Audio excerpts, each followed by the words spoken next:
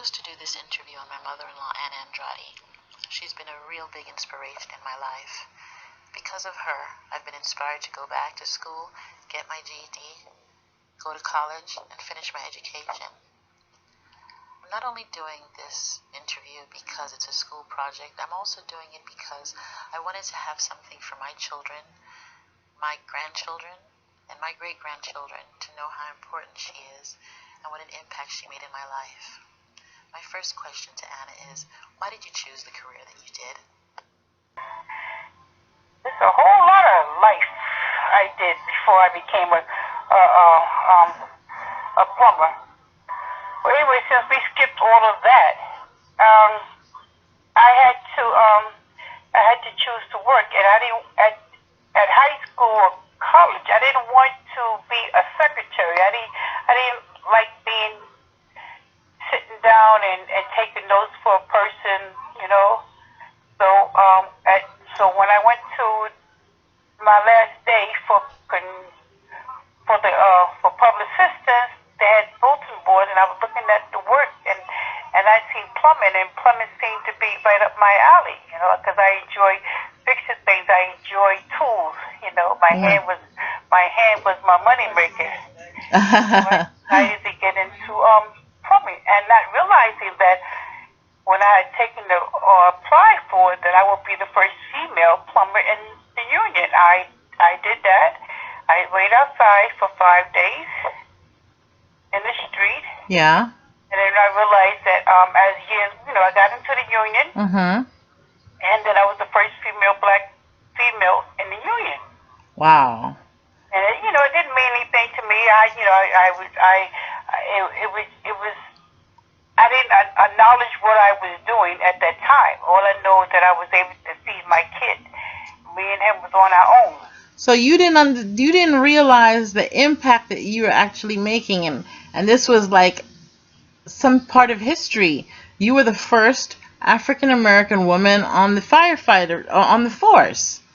No, okay, I was the first female woman in the union. There was, at that time, the union was it was very hard to get into a union. And may think of it now, it's hard to get into a union. So you're a union worker, wow, you must know somebody to get into the union. Right. It was more a tie-in. Okay, after that, I did the union, I did the plumbing for about 5 years. I finished my apprenticeship, and I was still in school, and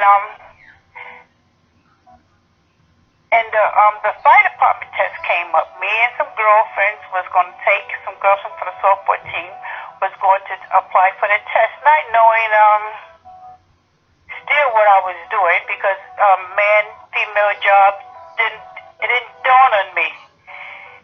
Right. You didn't say I'm going to go get this job because it's a man's job and I want it. You needed a job, and that's what you were applying for. Right, and you know, so what I went to do is I went to apply for the job. And you got it. I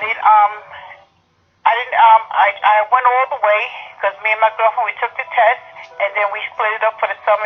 You know, it was during the summertime, and I was still doing construction work. And when I say construction, I was a female.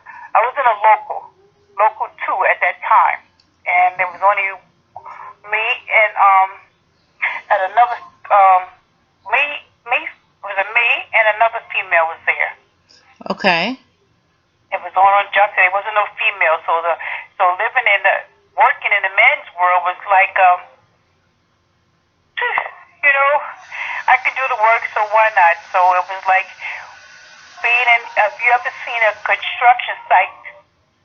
And I was like the only woman there. Oh wow. Was that like intimidating, or you just did what you have to do? I just did what I do. It's something that I enjoy. I enjoy working with my hands, you know. But would you want them to know that you're a strong woman? And I'm not talking about physically strong, but with all that you've been through in your life that you just said. I said I survived.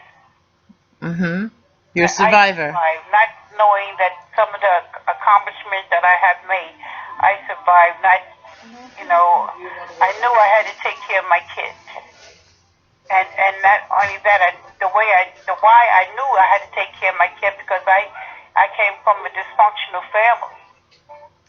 Right. And I want to, not that I want to be better, but I want my kids to have a better life than I had. Right. So I knew I had to do it for them so they can go and do things better for themselves, do for themselves. I think that sounds amazing. I mean,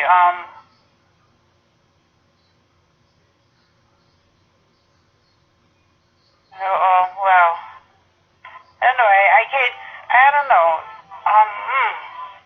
I think you've said a lot. I think that you basically said what you feel about just go for what you want to do, be happy, doesn't matter what gender you are, right?